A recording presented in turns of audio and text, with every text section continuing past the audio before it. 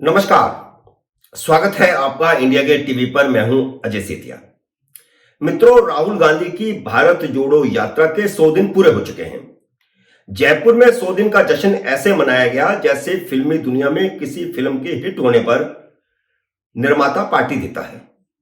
हालांकि जयपुर राहुल गांधी की भारत जोड़ो यात्रा के रूट में नहीं था। राहुल गांधी दौसा से हेलीकॉप्टर पर जयपुर गए। वहां पहले प्रेस कॉन्फ्रेंस हुई, फिर शाम को जश्न मनाया गया जिसमें खूब गाना बजाना हुआ। इतना जश्न तो हिमाचल प्रदेश की जीत पर भी नहीं मनाया गया था। लेकिन ऐसा हो नहीं सकता कि राहुल गांधी मुंह खोलें और कोई विवाद खड़ा ना हो। वह कोई विवादास्पद बात ना भी कहें तब भी भारतीय जनता पार्टी वाले कुछ ना कुछ ढूंढ ही लेते हैं।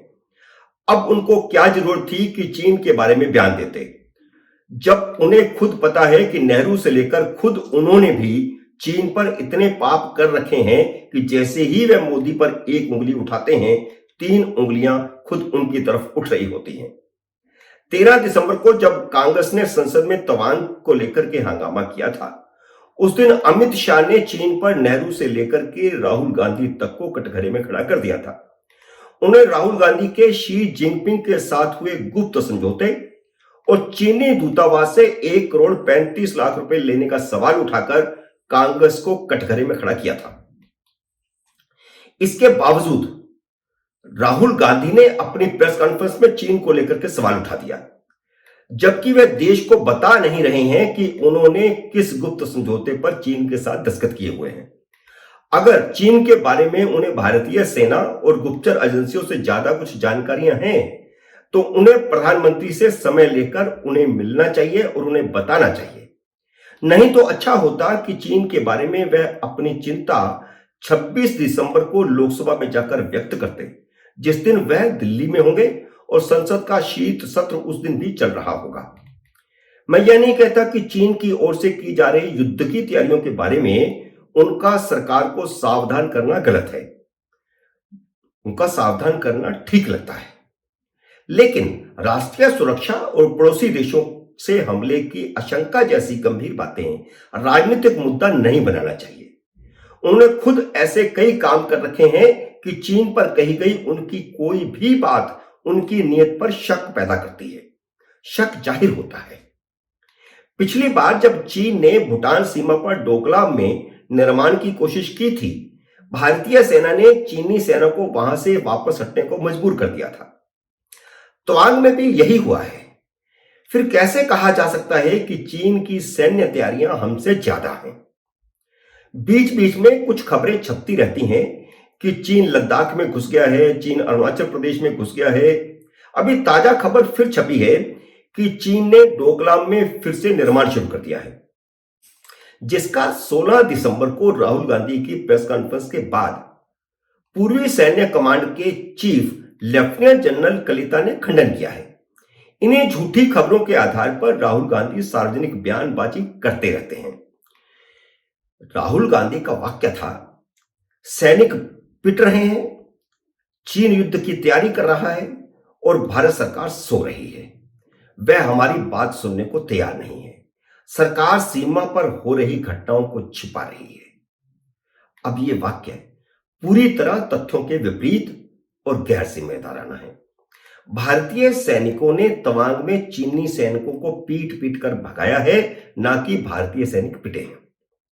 उनका यह वाक्य भारत का मनोबल तोड़ने वाला है कि हमारे सैनिक पिट रहे हैं। जहां तक चीन की युद्ध की तैयारी का सवाल है, तो क्या भारतीय सेना और भारतीय खुफिया एजेंसियां आंख मूंद कर बैठी हैं? क्या कोई भी सरकार अपनी सीमाओं के प्रति आंख मूंद कर बैठी होती है? उनकी यह टिप्पणी मोदी सरकार पर की गई राजनीतिक टिप्पणी नहीं है, बल्कि सेना की क्षमता पर टिप्पणी है, देश की क्षमता पर टिप्पणी है। ठीक इसी तरह की बात 3 दिन पहले कांग्रेस के सांसद मनीष तिवारी ने कही थी, जब उन्होंने कहा था कि सीमा पर पर्याप्त सेना मौजूद नहीं थी। क्या यह टिप्पणी सरकार पर है? नहीं, यह टिप्पणी सेना पर है। बार बार भारतीय सेनाओं पर कांग्रेस टिप्पणियां क्यों करती है? जहां तक सैन्य तैयारियों की बात है, तो सारा देश अच्छी तरह जानता है कि नरेंद्र मोदी सरकार के सत्ता में आने के बाद सीमा के बुनियादी ढांचे पर खर्च में 3 गुना वृद्धि की गई है। देश अब अपनी सेनाओं और सीमांत क्षेत्र की मजबूती से रक्षा कर रहा है। कांग्रेस के रक्षा मंत्री ए.के. एंटनी ने तो राज्यसभा में यह कह दिया था कि सीमाओं के पास बुनियादी ढांचा बढ़ाना घाटे का सौदा हो सकता है। लेकिन मोदी सरकार आने के बाद पूरी सीमा पर अरुणाचल से लेकर के हिमाचल होते हुए, उत्तराखंड होते हुए अरुणाचल प्रदेश तक और उधर लद्दाख में बॉर्डर पर इंफ्रास्ट्रक्चर को बढ़ा दिया गया है। भाजपा के सांसद और भारतीय सेना के पूर्व कर्नल राज्यवर्धन सिंह राठौड़ ने राहुल गांधी के बयान पर शायद यह ठीक ही प्रतिक्रिया दी है जब उन्होंने कहा कि यह उनके परदादा नेहरू का भारत नहीं है जो सोते समय चीन से 37,242 वर्ग किलोमीटर हार गए। चीन के हाथों जमीन गंवाने के बाद अब उन्हें लगता है कि चीन के साथ निकटता बढ़ानी चाहिए और उन्होंने चीन के साथ इतनी निकटता खुद विकसित कर ली है कि उन्हें पता है कि चीन क्या करेगा।